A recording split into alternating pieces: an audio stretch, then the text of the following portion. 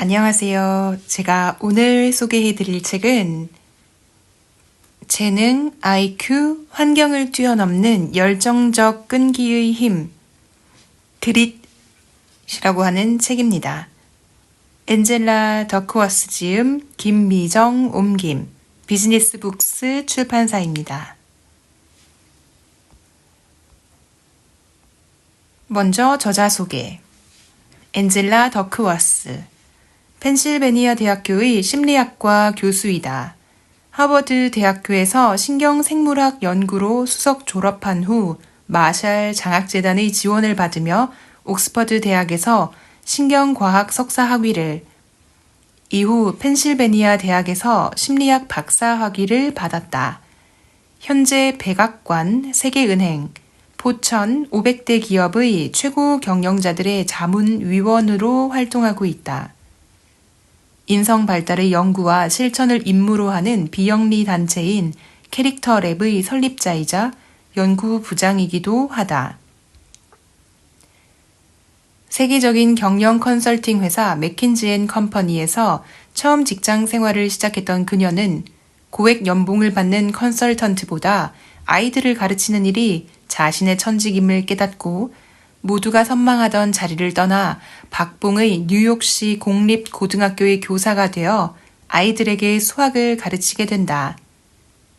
그곳에서 성적이 좋은 학생과 나쁜 학생의 차이점은 단순히 IQ에 있지 않다는 사실에 주목하게 된다. 여러 해에 걸쳐 학생들의 성장을 지켜보면서 인생에서 성공하기 위해서는 재능이나 성적보다 훨씬 더 중요한 다른 요인이 작용한다는 것을 깨닫고 그것이 무엇인지 밝혀내기 위해 대학원에 진학해 심리학을 공부하기에 이른다. 긍정심리학의 창시자이자 심리학 분야의 최고 권위자인 마틴 셀리그먼 박사의 지도를 받으며 인간의 의지와 자기 절제, 그리고 재능보다 목표 달성을 예측할 수 있는 역량, 즉 그릿을 주제로 연구를 진행했다.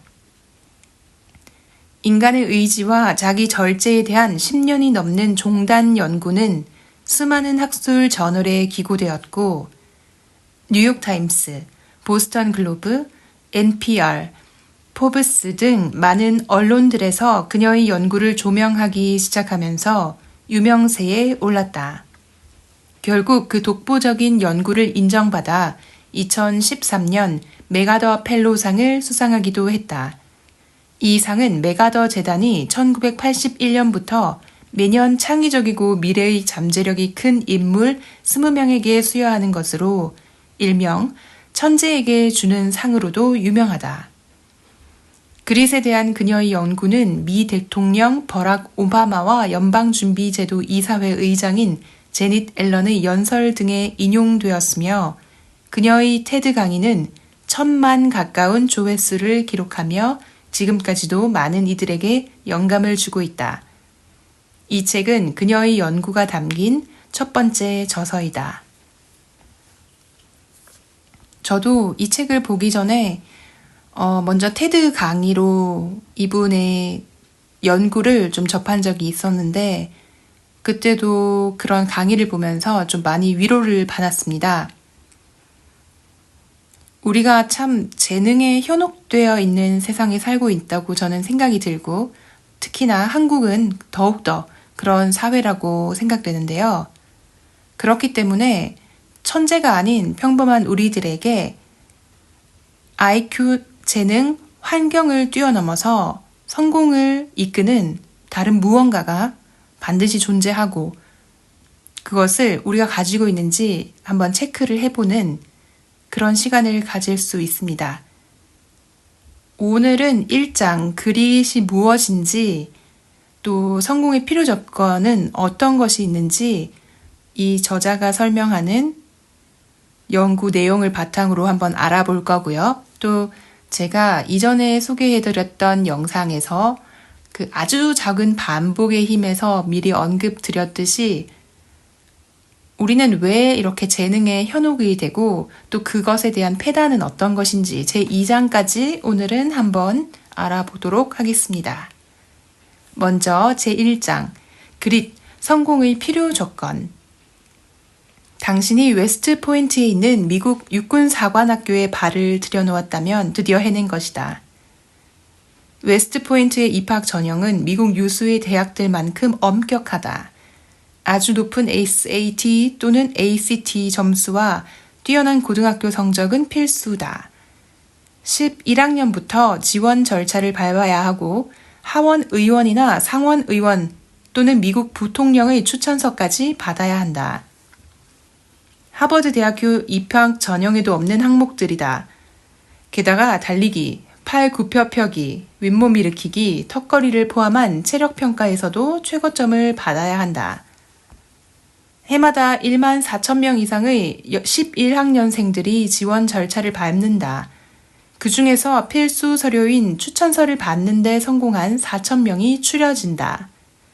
그리고 다시 절반이 약간 넘는 2,500명이 웨스트 포인트의 엄격한 학업과 체력 기준을 통과하고 그렇게 선발된 집단에서 1,200명만이 입학 허가를 받아 등록한다.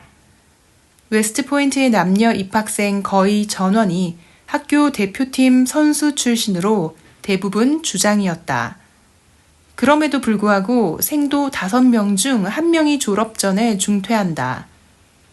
더욱 놀라운 점은 중퇴생의 상당수가 입학한 첫 해 여름에 비스트 베럭스, 일명 비스트라고 공식 문서에도 표기된 7주간의 집중 훈련을 받는 도중에 그만둔다는 사실이다.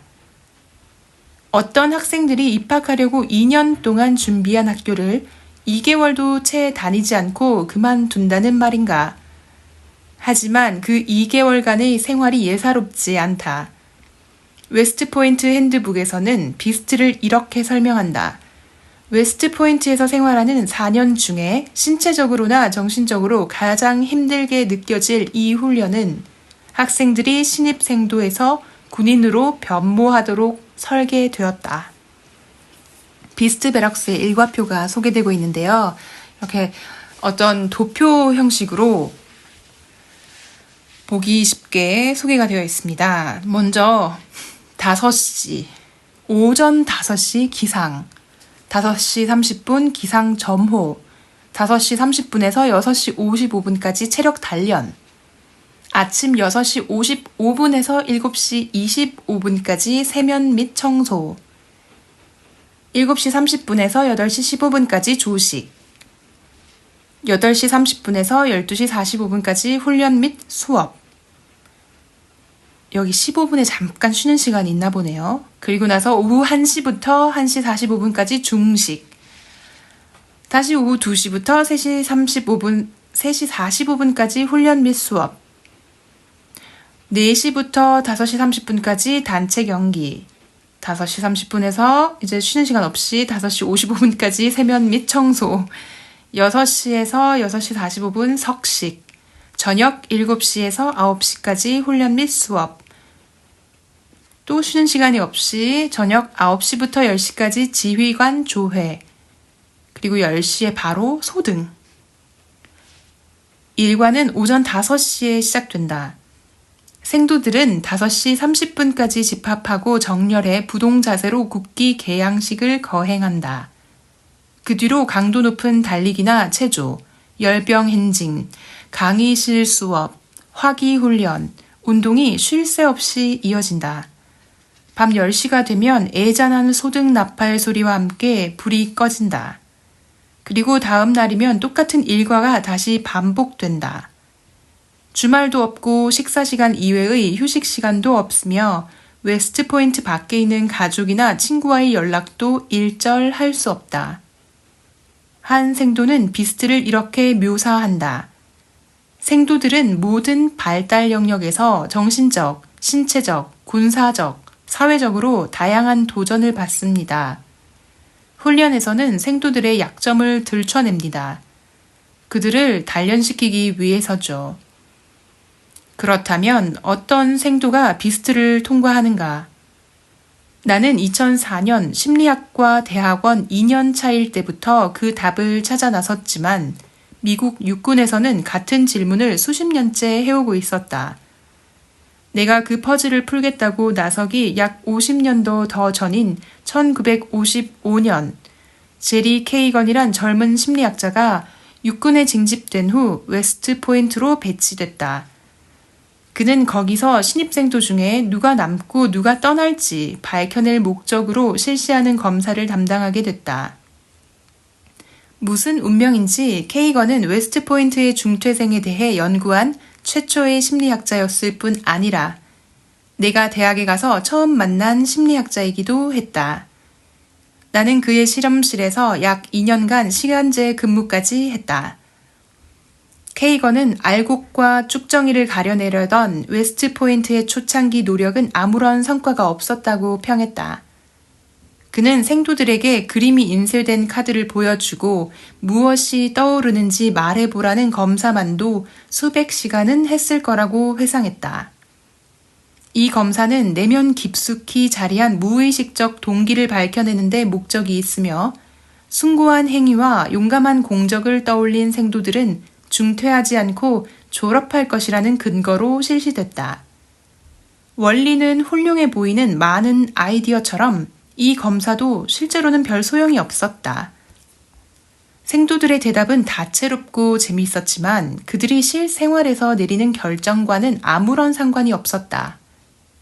그 후로도 여러 세대의 심리학자들이 웨스트 포인트의 중퇴생 문제에 매달렸지만 어떤 연구자도 왜 가장 촉망받는 생도 일부가 훈련이 시작되자마자 그만두는 일이 발생하는지 확실히 설명하지 못했다.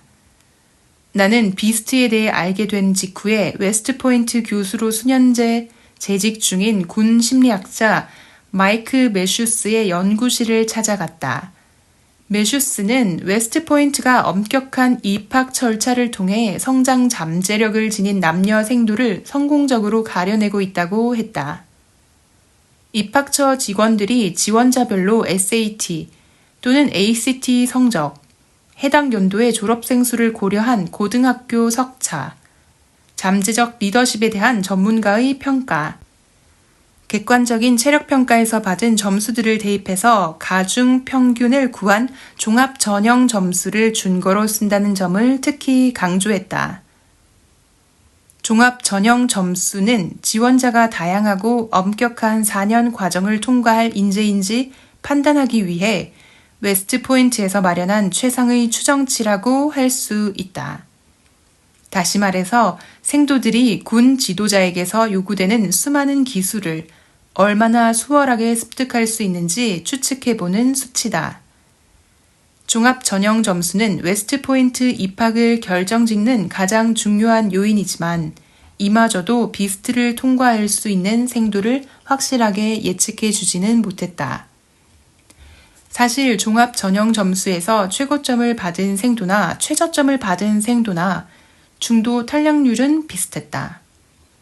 매슈스가 내게 연구실 문을 열어준 이유도 그 때문이었다. 매슈스는 자신이 청년 시절 공군에 입대한 뒤에 받았던 훈련에서 수수께끼의 실마리를 얻었다.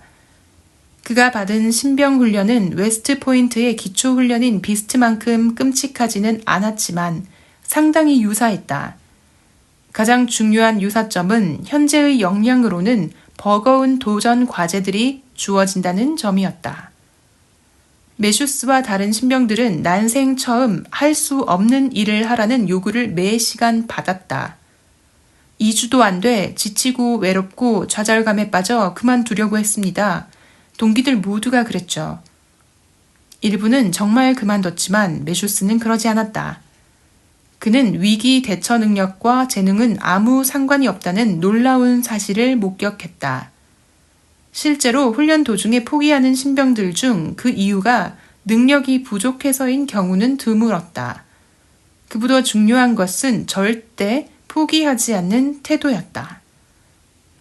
태도, 성공한 사람들의 특별한 공통점. 그 무렵 도전에 임하는 불굴의 자세가 중요하다고 말한 사람은 마이크 매슈스만이 아니었다. 성공의 심리학을 막 탐구하기 시작한 대학원생이던 나는 재계, 예술계, 체육계, 언론계, 학계, 의학계, 법조계 지도자들을 면담하면서 다음과 같은 질문을 던졌다. 당신의 분야에서 최고는 누구입니까? 그들은 어떤 사람인가요? 그들의 어떤 점이 특별하다고 생각합니까? 면담에서 드러난 성공한 사람들의 특성 중에는 해당 분야에 한정된 것도 있었다. 예컨대 다수의 기업인은 재무 위험을 감수하는 성향을 언급했다. 면밀한 계산 끝에 수백만 달러가 걸린 결정을 내리고도 편히 잘 수 있어야 합니다.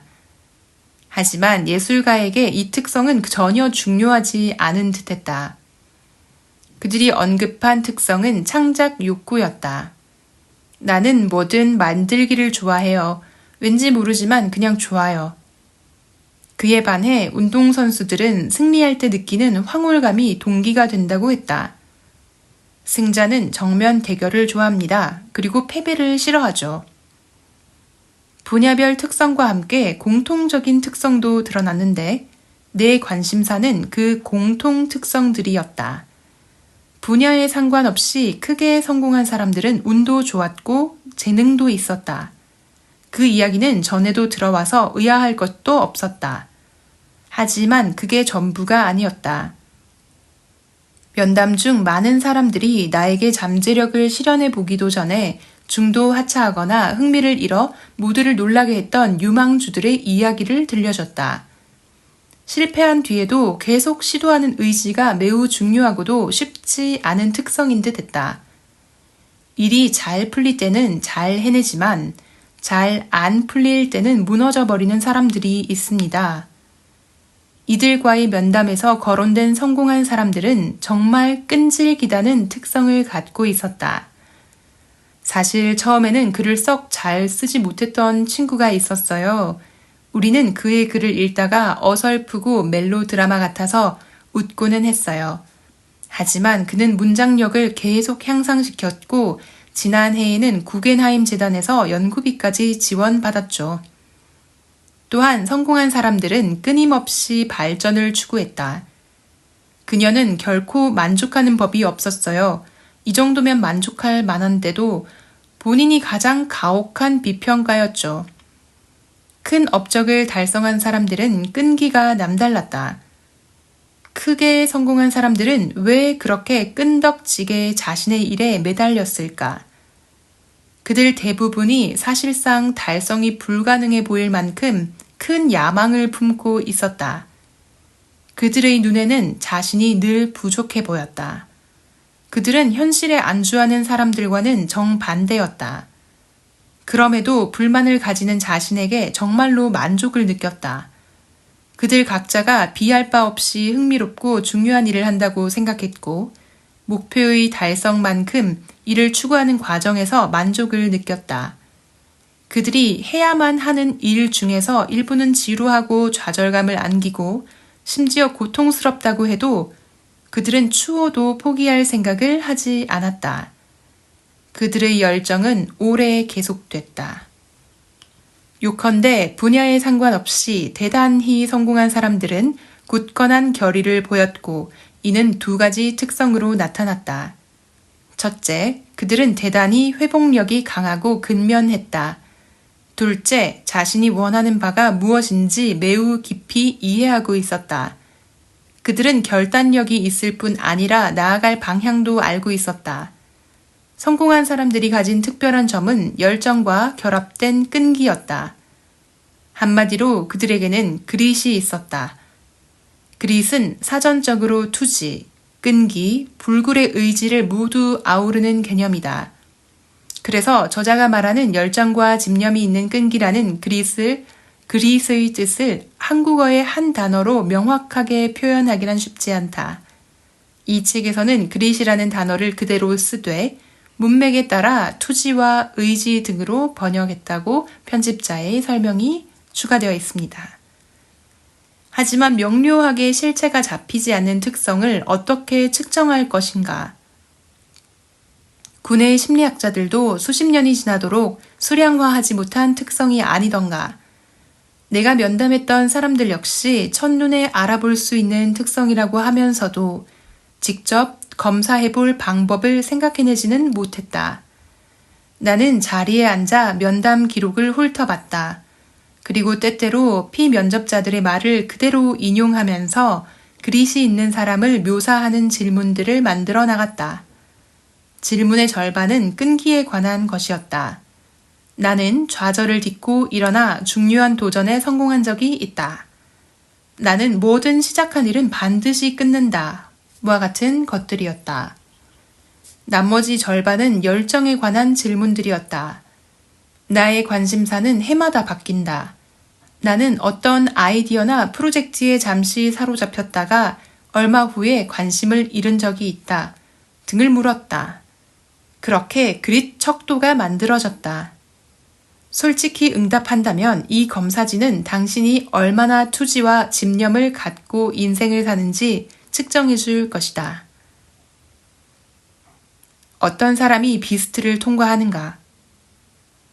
2004년 7월 비스트 둘째 날, 웨스트포인트 생도 1218명은 그릿 척도를 작성했다.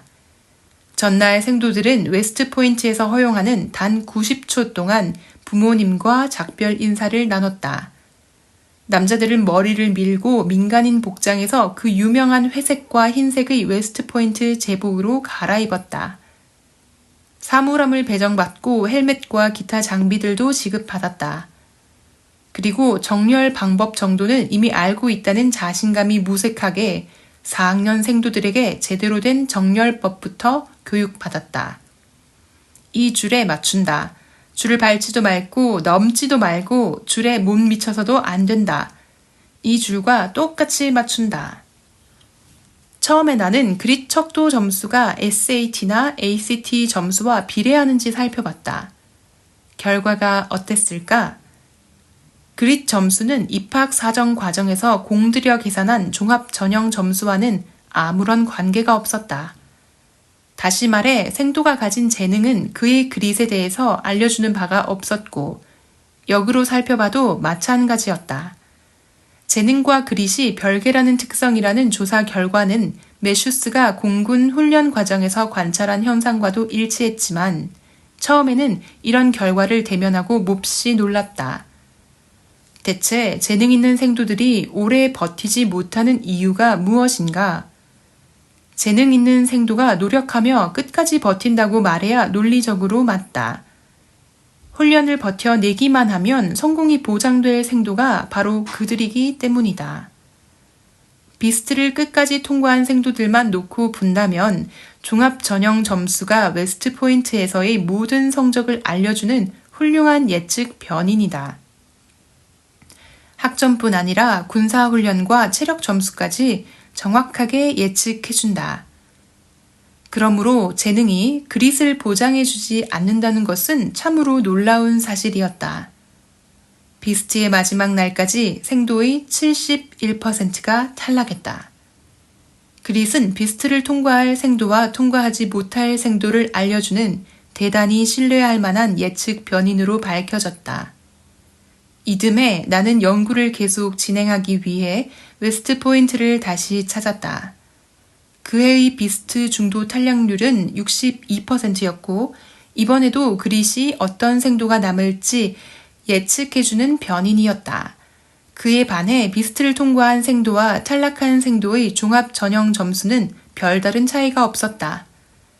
나는 전형 점수를 구성하는 개별 점수들도 자세히 살펴보았다. 역시 차이가 없었다. 그렇다면 비스트 수료의 중요한 요인은 무엇인가? SAT 점수, 고등학교 석차, 리더십 경험, 운동 실력, 그 어느 것도 중요하지 않다. 종합 전형 점수도 중요하지 않다. 중요한 것은 그릿이다. 그릿은 어디에서든지 통하는가? 그릿은 웨스트포인트 밖에서도 중요한가? 나는 이를 확인하기 위해 탈락자가 많이 나오는 다른 환경을 찾았다.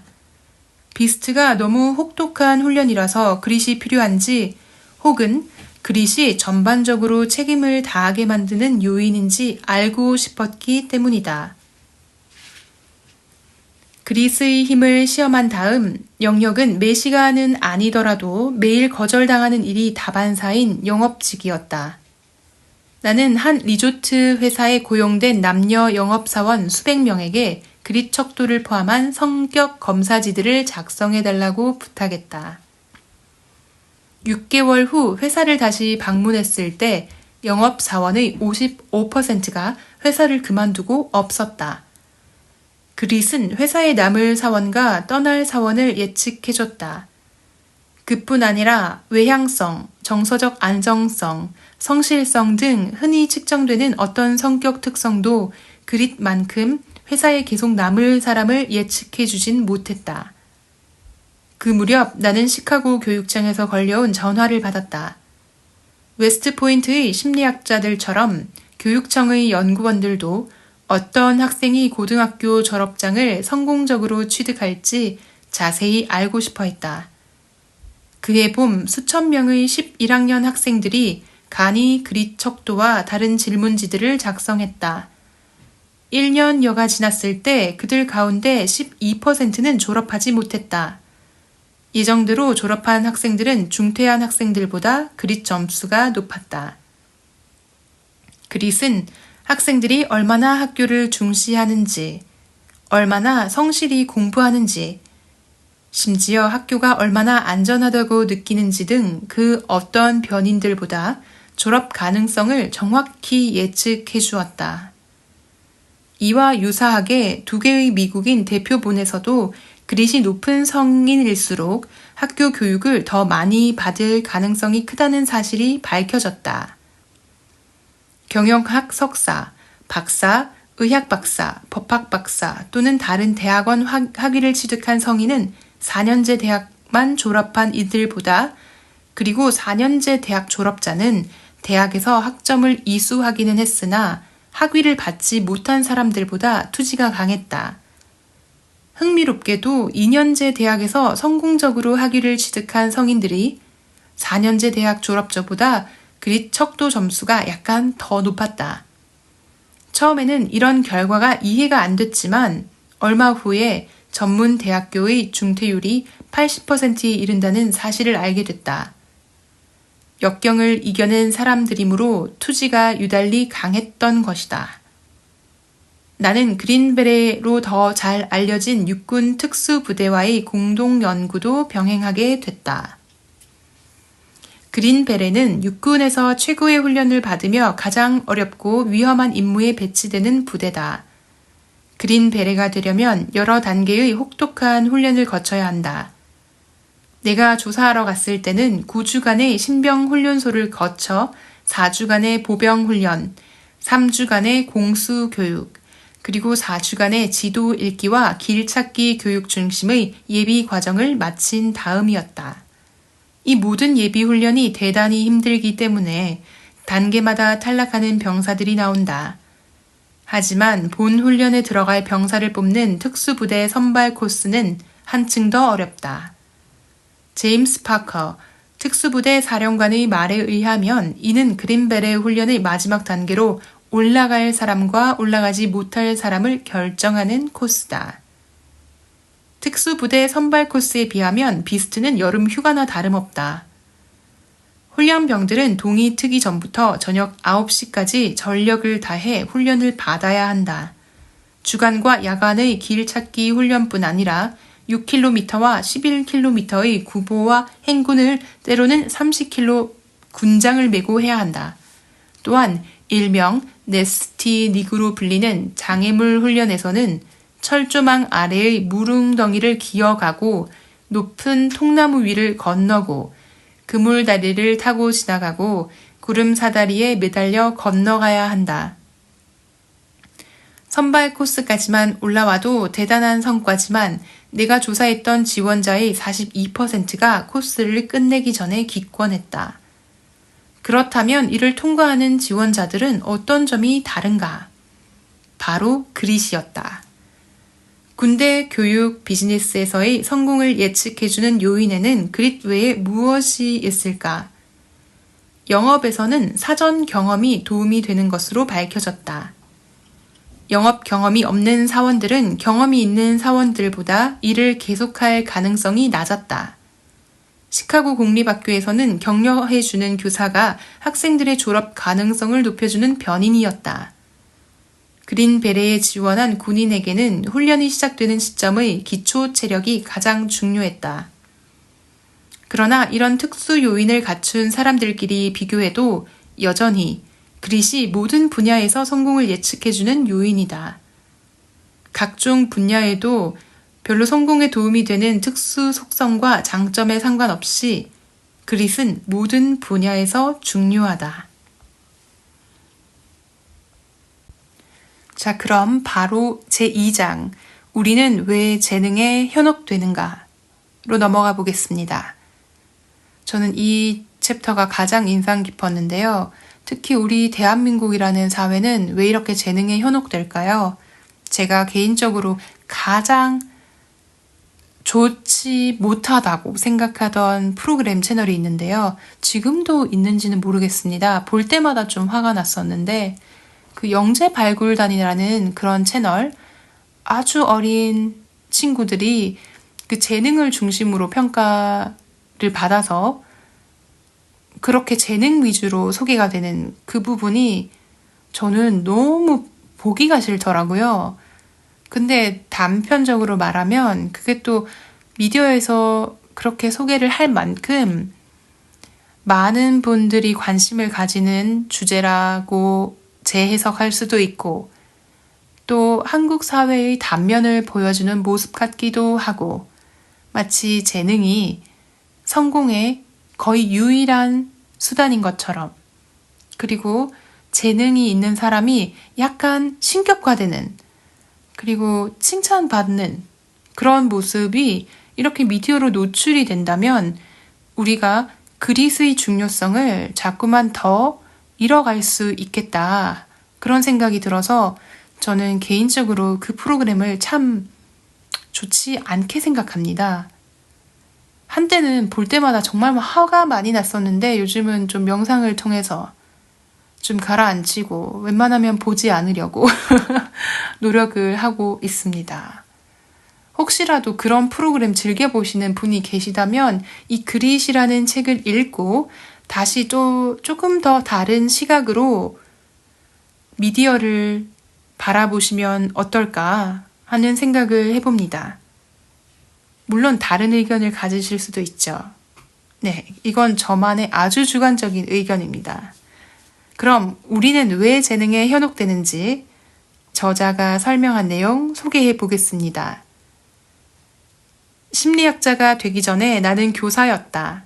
그때 아이들을 가르쳤던 교실에서 재능만으로는 성취가 보장되지 않는다는 사실을 목격했다. 비스트라는 이름을 듣기도 전의 일이었다. 나는 27세에 정규 교사로서 아이들을 가르치기 시작했다. 뉴욕 미드타운에서 파란 유리 외벽의 초고층 건물에 자리한 세계적 경영 컨설팅 회사인 맥킨지 뉴욕 사무소를 그만둔 지 한 달 뒤의 일이었다. 맥킨지의 동료들은 내 결정에 어리둥절해했다. 내 또래 대부분이 입사하고 싶어 안달이고 세계에서 가장 명석하고 영향력 있는 기업으로 늘 이름을 올리는 회사를 왜 떠나는지 의아해했다. 지인들은 내가 주당 근무 시간이 80시간이나 되는 직장과 좀 더 여유 있는 생활을 맞바꿨다고 짐작했지만 교사를 해본 사람이라면 세상에서 교직보다 힘든 직업이 없다는 사실을 잘 알 것이다. 그렇다면 왜 맥킨지를 그만뒀을까? 어떻게 보면 내가 잠시 둘러온 길은 교직이 아니라 컨설팅이었다. 나는 대학에 다니는 동안 줄곧 인근 공립학교 아이들에게 개인 지도를 해주거나 멘토가 돼주었다. 졸업 후에는 무료 학력 신장 프로그램을 만들어 2년 동안 운영했다. 그 후에는 옥스퍼드 대학교에서 난독증의 신경학적 기제에 대한 연구로 신경과학 석사학위를 취득했다. 그래서 교사 생활을 시작했을 때 비로소 제자리로 돌아온 느낌이었다. 그렇다고는 해도 갑작스러운 변화였다. 한 주 만에 내 월급은 정말 월급을 이렇게 많이 줘? 수준에서 와, 이 도시의 교사들은 도대체 어떻게 먹고 살아? 수준으로 떨어졌다. 저녁 식사는 고객에게 청구할 비용으로 주문한 초밥이 아니라 숙제를 채점해가며 급히 먹는 샌드위치로 바뀌었다. 출근할 때 타는 전철 노선은 같았지만 미드타운을 지나 남쪽으로 6정거장을 더 가서 로어 이스트 사이드에서 내렸다. 옷차림도 구두와 진주 목걸이, 정장 대신에 온종일 서 있어도 편안한 신발과 분필가루가 묻어도 상관없는 옷으로 바뀌었다. 내가 가르쳤던 학생들의 나이는 12세에서 13세였다. 학생 대부분이 세련된 카페가 곳곳에 생겨나기 전의 A 에비뉴에서 D 에비뉴에 몰려있는 저소득층 주택 단지에 살았다. 내가 근무하기 시작한 첫 학기에 우리 학교는 가난한 도시 지역의 학교를 소재로 한 영화의 세트장으로 선정되기까지 했다. 내 임무는 학생들이 7학년 수학책에 나오는 분수와 소수, 대수학과 기하학의 가장 기본적인 개념들을 배울 수 있게 돕는 것이었다. 첫 주부터 다른 급부보다 수학 개념을 쉽게 습득하는 학생들이 눈에 띄었다. 반에서 가장 재능 있는 학생들을 가르치는 일은 기쁨이었다. 그들은 말 그대로 이해가 빨랐다. 능력이 부족한 학생이라면 파악하기 힘든 수학 문제의 기본 양식을 내가 일러주지 않아도 알아챘다. 칠판에 문제를 한 번만 풀어주면 알겠다 라고 말하고는 다음 문제를 혼자 힘으로 정확하게 풀어냈다. 그런데 놀랍게도 성적표가 나갔을 때 수업 시간에 두각을 나타냈던 학생들 중 일부는 기대했던 만큼의 성적이 나오지 않았다. 물론 잘한 학생도 있었다. 하지만 능력이 뛰어난 학생들 중 적잖은 수가 그저 그런 성적을 받았다. 반면에 처음에 고전했던 학생들 중 다수는 내 예상보다 좋은 성적을 거뒀다. 이 과잉 성취자들은 매일 준비물을 확실히 챙겨서 수업에 들어왔다. 장난을 치거나 창밖을 내다보는 일 없이 필기를 하고 질문을 했다. 처음에 이해하지 못한 내용을 몇 번이나 다시 들여다보았고 가끔은 점심시간이나 오후 선택과목 시간에 도움을 청하러 오기도 했다. 그들의 노력은 성적으로 나타났다. 적성이 학업 성취를 보장해 주지는 않는 듯했다. 수학적 재능과 수학 과목에서의 탁월성은 다른 이야기였다. 내게는 놀라운 일이었다. 수학은 아무리 해도 안 되는 학생이 있고 재능을 가진 일부 학생이 앞서는 과목이라는 것이 사회적 통념이다. 솔직히 나도 그런 가정을 갖고 첫 학기를 시작했다. 수학을 쉽게 이해하는 학생들이 당연히 그부들을 계속 앞지를 줄 알았다. 사실 수학적 재능을 타고난 아이들과 나머지의 성적 차이는 시간이 갈수록 벌어지리라고 생각했다. 나는 재능에 현혹되어 있었다. 그러나 시간이 지나면서 어려운 질문을 스스로에게 던지기 시작했다. 한 단원의 수업을 끝냈는데도 개념을 명확히 이해하지 못하고 고전하는 학생들은 시간이 좀 더 필요했던 것일까? 수업 내용을 더 잘 전달해줄 다른 설명 방식을 찾아야만 했을까? 재능이 없는 것은 어떻게 해줄 수 없다고 속단하기 전에 노력의 중요성을 고려해야만 했을까? 그리고 학생들과 내가 좀 더 지속적으로 노력할 방법을 찾아내는 것이 교사로서의 내 책임이 아니었을까? 그런 고민과 함께 성적이 나쁜 학생도 정말 흥미가 있는 이야기를 할 때는 얼마나 똑똑해 보였는지 되돌아보았다. 아이들은 각종 농구 통계, 정말 좋아하는 노래의 가사, 최신 드라마의 복잡한 줄거리 등 나는 따라잡기도 힘든 대화를 술술 나눴다. 학생들을 좀 더 파악하면서 그들 모두가 매우 복잡한 일상을 영위하고 다양한 지식에 통달해 있다는 사실을 알게 됐다. 그런데 방정식에서 x 하나를 구하는 일이 그토록 어렵다는 말인가? 재능을 편애하는 사람들. 여러 해 동안 재능과 노력 중에서 어느 것이 더 중요하다고 생각하는지 전국적인 설문조사가 실시됐다. 그 결과 노력이 더 중요하다고 응답한 미국인이 2배 정도 많았다. 운동 능력에 대해 질문받았을 때도 비슷한 반응을 보였다. 그리고 신입사원을 고용할 때 어떤 자질이 가장 중요하다고 생각합니까? 라는 질문에서는 근명성을 고른 미국인이 재능을 고른 사람의 5배 가까이나 됐다. 이 결과는 음악 전문가들을 대상으로 한 치아중 차이의 설문 결과와 일치한다. 여기 이 치아중 차이라는 사람이 연구한 결과라고 합니다. 그러니까 앞으로 언급될 차이라는 것은 사람의 이름으로 해석해 주시면 됩니다. 음악인들도 선천적 재능보다 후천적 훈련이 더 중요하다고 응답한 이들이 확연히 많았다. 하지만 차이가 실험을 통해 음악인들의 태도를 살펴봤을 때 말과는 정반대로 우리에게는 선천적 재능을 사랑하는 편견이 있다는 결과가 나왔다. 차이는 전문 음악인들에게 경력이 거의 같다고 소개한 두 피아니스트의 연주 녹음 테이프 일부를 들려줬다. 피험자들은 몰랐지만 실은 한 연주자가 같은 곡의 다른 부분을 연주한 것이었다. 한 연주자는 일찍이 선천적 재능을 입증해 보인 재능형으로, 한 연주자는 강한 성취 동기와 끈기를 보여준 노력형으로 묘사됐다. 피험자들은 노력대 재능의 중요성에 대해 말로 밝힌 신념과는 정반대로 재능형이 성공할 가능성이 높고 고용할 만하다는 판단을 내렸다. 차이는 근면과 노력이 칭송받는 분야인 기업에서도 이와 같은 언행의 불일치가 나타나는지 후속 연구를 진행했다. 그녀는 다양한 경력을 가진 직장인 수백 명을 모집해 두 집단으로 나눴다. 피험자의 절반은 근면함과 노력, 경험으로 성공했다고 쓰인 노력형 기업가의 자기소개서를 읽었다. 나머지 절반은 타고난 능력으로 성공했다고 쓰인 재능형 기업가의 자기소개서를 읽었다.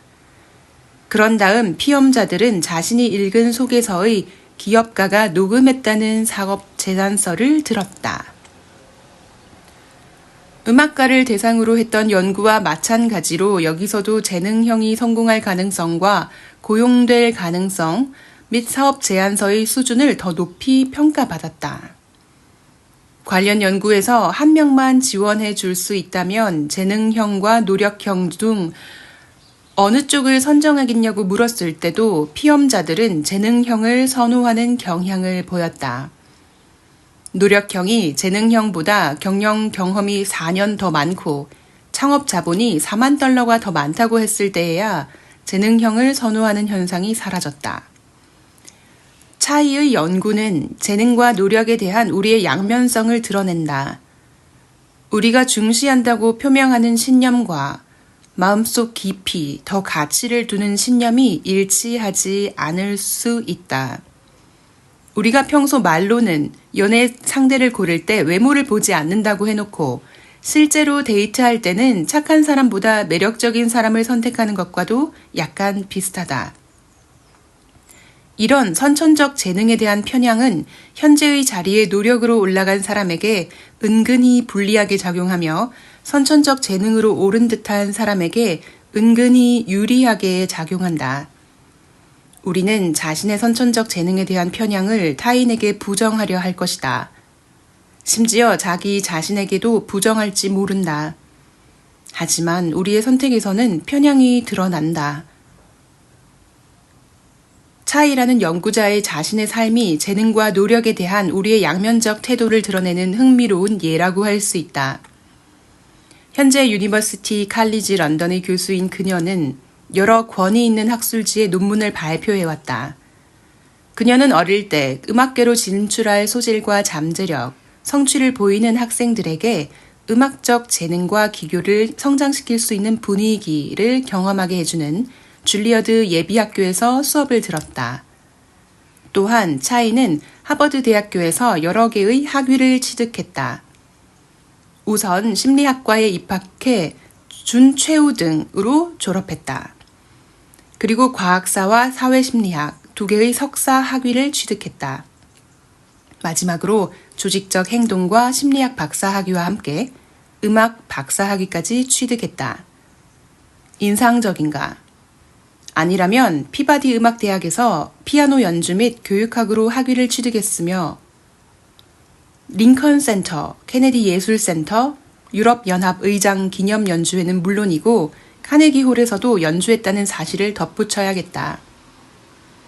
이런 경력만 본다면 그녀가 당신이 아는 누구보다 뛰어난 재능이 있는 사람이라는 성급한 결론을 내리고 세상에 젊은 여자가 이렇게 비범한 재능을 타고나다니 라고 감탄할 것이다.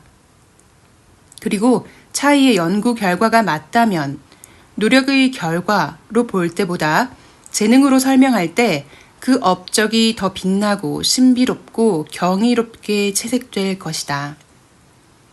그 다음에는 어떤 일이 이어질까? 학생에게 특별한 재능이 있다고 믿을 때 어떻게 되는지 보여주는 연구는 대단히 많다. 우리는 그 학생에게 특별한 관심을 보이고 큰 기대를 보낸다. 그들이 출중하기를 기대하고 그 기대는 자기 충족적 예언으로 작용한다. 나는 차이가 본인의 음악적 성과를 어떻게 이해하는지 물었다. 저한테 재능도 좀 있긴 있었겠죠. 차이의 대답이었다. 하지만 그보다는 음악을 너무 사랑해서 유년 시절 내내 하루 4시간에서 6시간 동안 연습한 덕택이에요. 그녀는 대학에 와서 수업과 과외 활동으로 꽉 찬 살인적인 일정 속에서도 거의 그 정도 시간을 내서 연습했다. 따라서 그녀는 재능도 얼마간 있었지만 노력형이기도 했다. 왜 그렇게 연습을 많이 했을까? 나는 궁금했다. 연습을 강요당했을까? 그녀에게 선택권이 있었을까? 제가 한 거예요. 제가 하고 싶어서요. 연주 실력이 점점 향상되었으면 하는 바람으로요. 연주 회장을 꽉 채운 청중들 앞에서 무대에 오르는 모습을 머릿속에 그리면서 연습했어요. 많은 청중들의 박수를 받는 상상을 했죠. 재능 중심 경영이 불러온 파국. 내가 맥킨지를 퇴사하고 교사가 됐던 해에 맥킨지의 파트너 3명이 인재 전쟁이라는 보고서를 발표했다. 베스트셀러가 될 정도로 널리 읽힌 보고서였다. 이 보고서의 핵심은 현대 경제에서 기업의 흥망은 최고 인재를 확보하는 능력에 달려있다는 것이었다. 재능이란 무엇을 말하는가? 맥킨지의 저자들은 책의 첫머리에서 이렇게 묻는다. 그리고 뒤이어 이렇게 답한다. 가장 일반적인 의미에서 재능은 개인의 고유한 소질, 기술, 지식, 경험, 지능, 판단력, 태도, 성격, 충동 등 인간 능력의 총합이다. 이렇게 여러 가지를 열거했다는 것은 우리 대부분이 재능을 정확히 정의하지 못하고 있다는 현실을 보여준다. 하지만 고유한 소질이 제일 처음에 언급된 점은 그리 놀랍지 않다. 포천에서는 표지에 맥킨지를 실으면서 이런 머리글을 썼다. 젊은 맥킨지 파트너와 자리를 함께 할 경우 칵테일 한두 잔이 들어가자마자 그가 탁자에 기대면서 SAT 성적을 비교해보자는 불편한 제안을 할 것만 같다. 기자는 분석력 또는 그곳 직원의 말로 명석함을 높이 사는 맥킨지 문화의 특성은 아무리 강조해도 지나치지 않다고 썼다.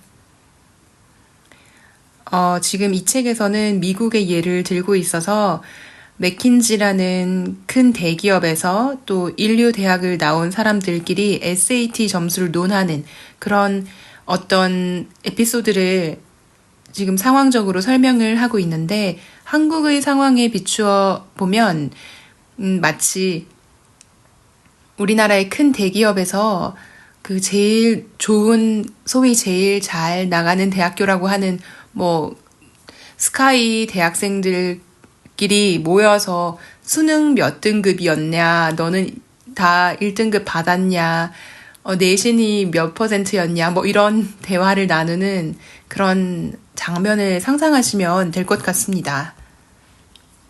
맥킨지는 하버드나 스탠퍼드 같은 대학교에서 MBA를 취득한 사람이나 내 경우처럼 명석한 두뇌를 증명할 경력이 있는 사람들을 데려다 많은 월급을 주는 것으로 유명하다. 맥킨지의 입사 면접을 볼 때 나도 대부분의 지원자들처럼 패기 넘치는 분석력을 시험하는 어려운 질문을 받았다. 한 면접관은 나에게 자리를 권하고 자신을 소개한 다음 한 해 동안 미국에서 생산되는 테니스 공이 몇 개나 될까요? 라고 질문했다. 그 질문은 두 가지 방식으로 접근할 수 있을 것 같습니다. 내가 대답했다. 첫 번째는 무역기구 같은 기관의 관계자를 찾아 물어보는 것입니다. 면접관이 고개를 끄덕이면서도 두 번째 답을 듣고 싶다는 눈길을 보냈다. 또는 몇 가지 가정을 하고 계산해보는 방법이 있습니다. 그러자 면접관이 만면의 미소를 띄었다. 미국 인구가 2억 5천만이라고 가정해보겠습니다. 그리고 테니스를 열심히 치는 연령대를 10세부터 30세까지라고 잡겠습니다. 그 연령대가 인구의 4분의 1쯤 될 것입니다.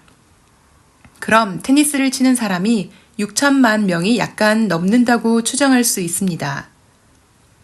그때부터 면접관이 큰 관심을 보였다. 실제로 테니스를 치는 사람의 수가 얼마나 되는지, 테니스를 치는 평균 횟수는 얼마인지, 한 게임에서 공이 몇 개나 사용되며 바람이 빠지거나 잃어버려서 교체해줘야 하는 주기는 얼마나 되는지 전혀 정보가 없는 상태에서 나는 추정치만 갖고 곱하고 나누며 논리게임을 계속해 나갔다. 계산을 해서 수치를 내놓기는 했지만 정보가 전혀 없는 상태라 정확하지 않은 가정을 계산 과정에 계속 추가했기 때문에 내가 구한 값은 크게 빗나갔을 것이다. 마지막으로 나는 이렇게 말했다. 저는 수학이 힘들지는 않습니다. 여학생 하나를 개인 지도해주고 있는데 그 아이가 지금 분수를 배우고 있어서 같이 암산을 많이 하거든요. 하지만 제가 그 질문의 답이 꼭 필요할 때 어떻게 할지 물어보신 거라면 실제로 답을 아는 사람에게 전화해보겠다고 답변하겠습니다. 면접관이 다시 미소를 지으며 면접을 통해 자신이 알아야 할 상황은 모두 파악했다고 안심시켜 주었다. 또한 지원서도 충분히 검토했다고 했다. 지원서에는 맥킨지가 서류 전형에서 중시하는 SAT 성적도 기재되어 있었다.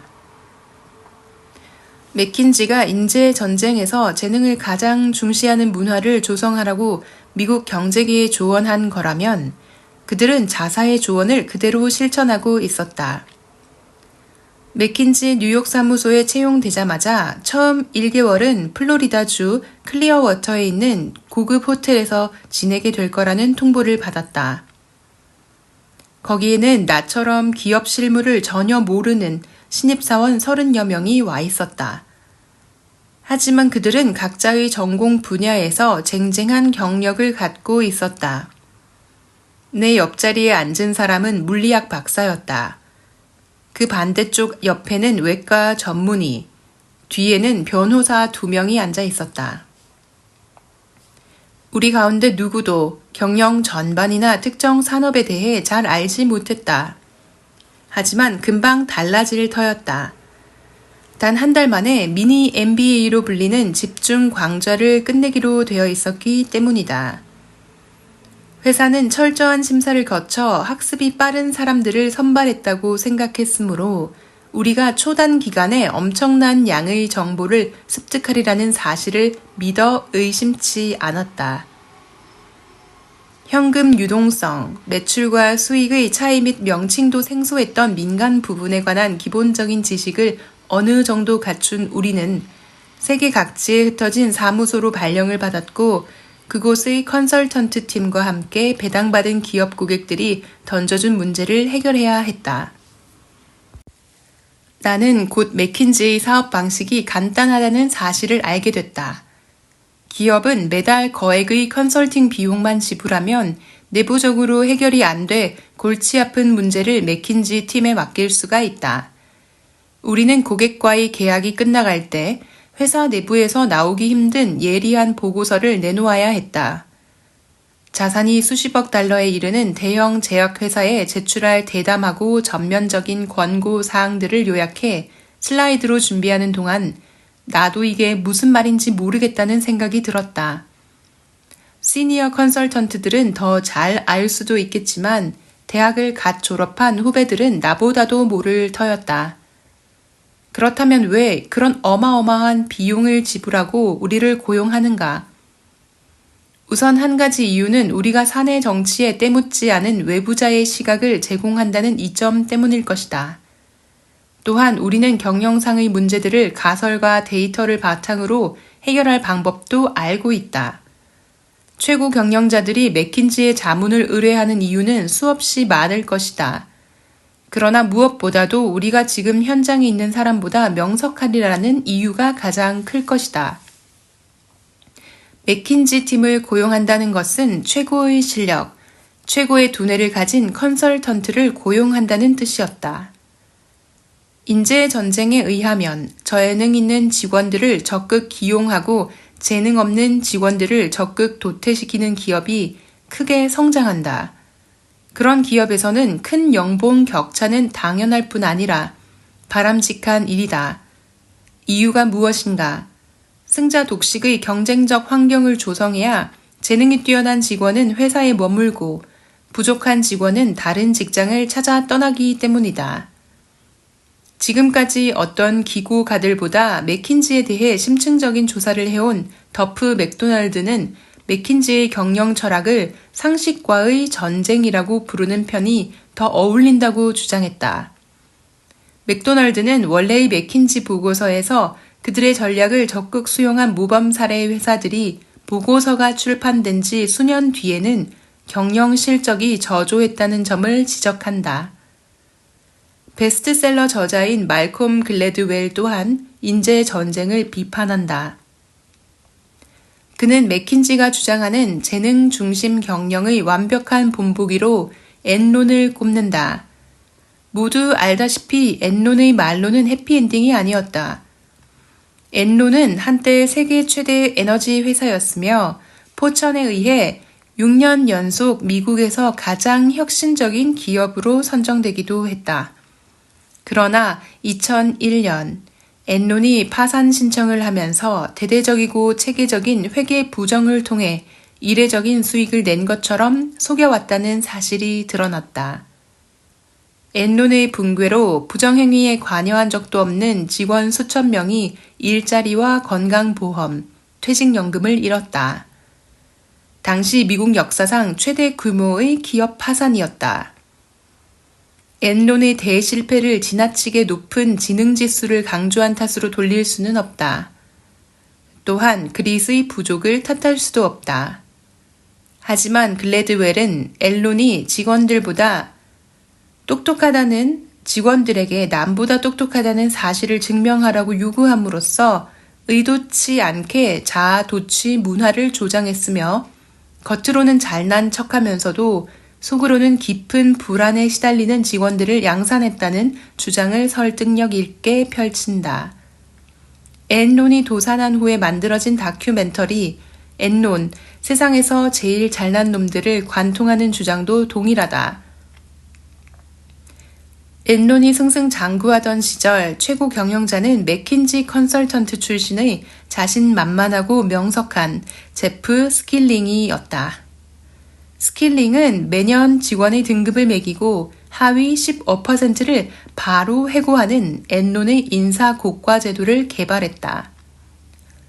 즉 절대적 기준으로 얼마나 성과를 냈건 다른 직원보다 성과가 떨어지는 직원을 해고시켰다.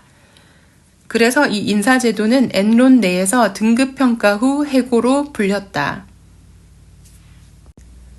스킬링은 이를 맥킨지가 수립한 중요한 전략의 하나로 여겼다. 하지만 결국에는 이 전략이 속임수를 보상해주고 성실성을 막는 근무 환경을 만드는 데 일조했을 것이다. 우리가 재능 신화를 버려야 하는 이유. 재능은 나쁜 것인가? 우리 모두의 재능은 똑같은가? 두 질문에 대한 답은 모두 아니오다. 어떤 기술을 빠른 속도로 학습할 수 있는 능력은 분명 큰 행운이며 좋든 싫든 우리 가운데 일부는 다른 사람들보다 학습 능력이 뛰어나다. 그렇다면 왜 노력형보다 재능형에 관심을 두는 일이 그렇게 나쁜 일인가? 아메리카 갓 탤런트, 더 엑스펙터, 차일드 지니어스 같은 오디션이나 경영 프로그램의 부정적인 면은 무엇인가? 7, 8세에 불과한 어린아이들을 소수의 영재와 다수의 영재 아닌 아이들로 나누면 안 되는 이유는 무엇인가? 탤런트 쇼처럼 재능을 겨루는 행사들은 얼마나 유해한가? 내가 볼 때 재능에만 집착하는 자세가 해로울 수 있는 가장 큰 이유는 간단하다. 재능만 집중 조명함으로써 나머지 모두를 가릴 위험이 있기 때문이다.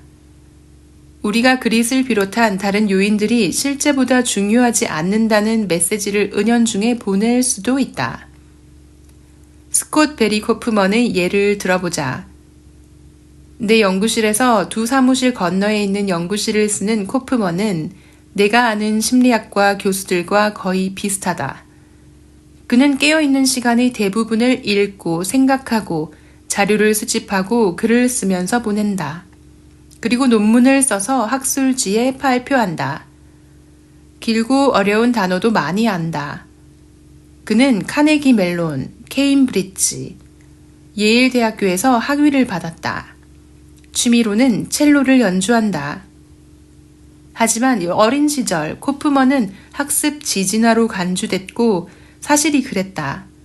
실은 어릴 때 중이염을 자주 앓았어요. 코프먼은 그렇게 이유를 설명한다.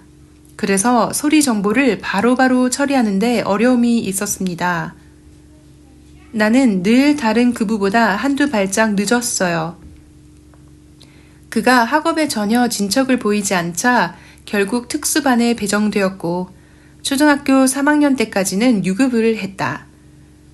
그 무렵 학교 심리학자에게 지능 검사를 받았다. 그는 끔찍했다고 말할 정도로 불안에 떨며 치른 지능 검사에서 IQ가 너무 낮게 나왔던 탓에 학습 장애 아들이 다니는 특수학교로 보내졌다. 14살이 되어서야 그를 유심히 지켜보던 한 특수교사가 코프먼을 한쪽으로 데려가 왜 좀 더 어려운 수업을 듣지 않는지 물었다. 그때까지 코프먼은 자신의 지능이 낮다는 사실에 의심을 품어본 적이 없었다. 오히려 자신은 재능이 없어서 장래에 할 수 있는 일이 별로 없을 거라고 체념하고 있었다. 그는 자신의 가능성을 믿어준 교사를 만나면서 결정적인 전환점을 맞이했다. 네가 할 수 있는 것은 여기까지야 라는 말 대신 네가 무엇을 할 수 있을지 누가 알겠어? 라는 말을 들었다. 그 순간 코프먼은 나는 누구인가?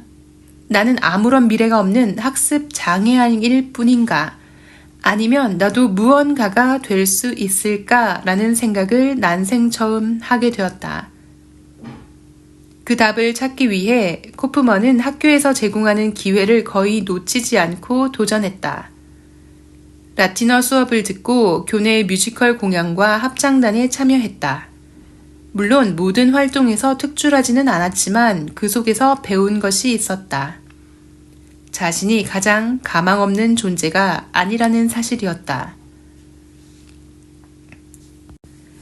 코프먼은 첼로라면 비교적 쉽게 배울 수 있겠다고 생각했다. 그의 할아버지가 거의 50년간 필라델피아 오케스트라에서 첼리스트로 활동하고 있었으므로 할아버지께 개인 지도를 받을 수 있겠다 싶었기 때문이다. 할아버지의 허락을 받아 여름방학에 첼로를 처음 잡은 코프먼은 하루에 8에서 9시간씩 연습했다. 그는 연주 실력을 높이겠다는 투지에 넘쳤는데 첼로 연주가 즐거웠기 때문만은 아니었다. 제가 뭐라도 할 수 있는 지적 능력의 소유자라는 사실을 사람들에게 증명해 보이고 싶었어요. 그때 심정으로는 그게 뭐든 상관없었죠. 코프먼은 연주 실력이 부쩍 향상된 덕분에 가을 학기에 교내 오케스트라 단원이 되었다. 그의 사연이 거기서 끝났다면 투지가 강한 인물의 사례에 들지 못했을 것이다. 그는 첼로 연습을 계속했고 연습 시간을 늘리기까지 했다. 연습 때문에 점심을 거르기도 했고 수업에 빠질 때도 있었다. 그는 졸업반이 되었을 때 제2 첼로 주자, 즉 오케스트라에서 두 번째로 첼로를 잘 켜는 연주자가 되었으며 합창 단원으로도 활동했다. 그는 음악과에서 주는 각종 상을 수상했다. 코프먼은 이제 5등반에서 듣는 과목도 많아졌고 성적도 올랐다. 그는 친구 대부분이 영재 교육 프로그램에 들어가 있었기 때문에 자신도 같이 하고 싶었다. 자신도 플라톤에 대해 토론하고 두뇌 개발 퍼즐을 풀고 지금보다 더 많은 내용을 배우고 싶었다. 물론 어린 시절에 평가받은 지능 지수로는 어림없는 일이었다. 코프먼은 학교 심리학자에게 들었던 말을 아직도 기억하고 있다. 그는 냅킨에 종 모양의 곡선을 그리고 그 정점을 가리키며 말했다. 여기가 평균이야. 그런 다음 곡선 오른쪽의 한 지점을 가리키며 이 IQ면 영재반에 가지 라고 말하더니 반대쪽 왼쪽의 한 지점을 짚고는 너는 여기 속해 라고 말했다. 잠재적인 능력보다 성적이 잘 나오는 지점은 어디예요? 코프먼이 물었다. 학교 심리학자는 고개를 가로저으며 그에게 나가라고 했다. 그해 가을 코프먼은 지능이라는 것을 공부해봐야겠다는 결론을 내렸다. 그는 카네기 멜론 대학교 인지과학 프로그램에 지원했지만 떨어졌다. 물론 불합격 통지서에는 낙방 이유가 구체적으로 언급되지 않았지만 스콧은 뛰어난 학과 성적과 활발한 특별 활동 경력을 고려해 볼 때 SAT 성적이 나빴기 때문이라는 결론을 내리지 않을 수 없었다. 코프먼은 그때 이를 이렇게 회상한다. 투지가 생기더라고요. 꼭 해내고 말 거야. 떨어졌어도 상관없어. 내가 배우고 싶은 것을 공부할 방법을 찾을 거야. 라고 다짐했어요. 그리고는 카네기 멜론 대학교 음악대학의 오페라 전공으로 실기시험을 봤다. 이유가 뭐였을까? 오페라 전공은 SAT 성적보다 음악적 소질과 표현력을 중시했기 때문이다. 입학 첫해 스콧은 선택 과목으로 심리학을 수강했다. 그리고 곧 심리학을 부전공으로 선택했다. 이어서 오페라에서 심리학으로 전공을 바꿨고 파이 베타 카파 상을 받고 졸업했다. 이 파이 베타 카파라는 건 미국 최우수 학생 친목 단체라고 합니다. 나도 코프먼처럼 초등학생 시절에 지능 검사를 받았는데 영재반에 배정될 정도로 똑똑하지는 않다는 판정을 받았다. 선생님이 재검사를 요청한 때문인지는 모르겠으나 나는 이듬해에 다시 지능 검사를 받았고 영재반에 배정됐다. 내가 영재와 범죄의 경계에 있었다고 말할 수도 있다. 이 이야기들은 재능이 있다는 것은 멋진 일이지만 재능 검사는 그렇지 못하다는 근거로 해석될 수도 있다. 이는 재능 검사 및 그릿을 비롯한 심리 검사들이 매우 불완전하다는 논쟁으로 이어질 것이다. 하지만 이 이야기의 또 다른 결론은 재능만 강조할 경우 그에 못지않게 중요한 노력에 대한 관심을 잃게 된다는 것이다. 다음 장에서는 재능도 중요하지만 노력은 그 2배로 중요하다는 주장을 하려 한다. 자, 이렇게 제2장이 마무리되고 제3장, 재능보다 2배 더 중요한 노력이라고 또 중요한 챕터가 시작되고 있습니다. 책 내용이 정말 너무 좋아서 이건 뭐 다 소개해드려야 되는데요. 제가 시간상 그럴 수 없는 점이 너무 아쉽습니다. 자, 어떻게 들으셨나요? 재능보다는 노력. 그렇지만 말로는 우리가 그렇게 쉽게 뱉을 수는 있지만 사실은 우리가 미디어나 여러 사회의 편향에 이미 너무 젖어들어서 선천적으로 뭔가 우리가 어떤 결론을 내릴 때는 자신도 모르게 무의식적으로 재능을 노력보다는 뭔가 모르게 좀 더 고급지고 멋있는 것, 멋진 일, 그리고 뭔가 더 훌륭한 것, 탁월한 것으로 이렇게 과대평가를 하는 그런 편향이 있다라는 것을 배우기에 참 좋은 챕터고 좋은 책이었습니다. 제가 어릴 때 너무 음악을 하고 싶어서 그랬는지는 모르겠는데 저도 참 재능에 너무 많은 가치를 두고 살았던 것 같아요. 그러면서 나는 또 왜 이렇게 재능이 없는가라는 자격지심으로 이어지면서 이게 또 악의 순환이 계속 이어지더라고요.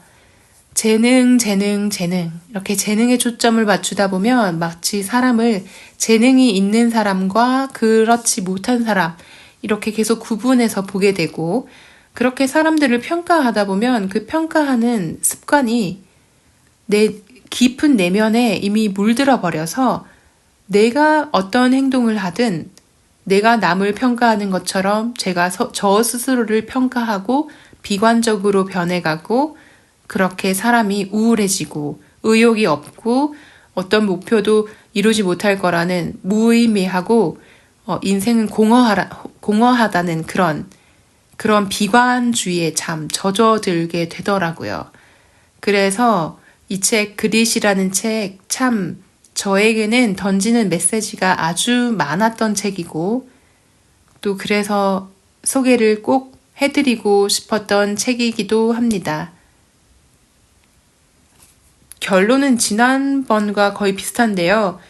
너무 좋은 책이고 꼭 읽어보시기를 추천드립니다. 그럼 오늘 소개는 여기서 마무리하도록 하겠습니다. 오늘도 들어주셔서 감사합니다.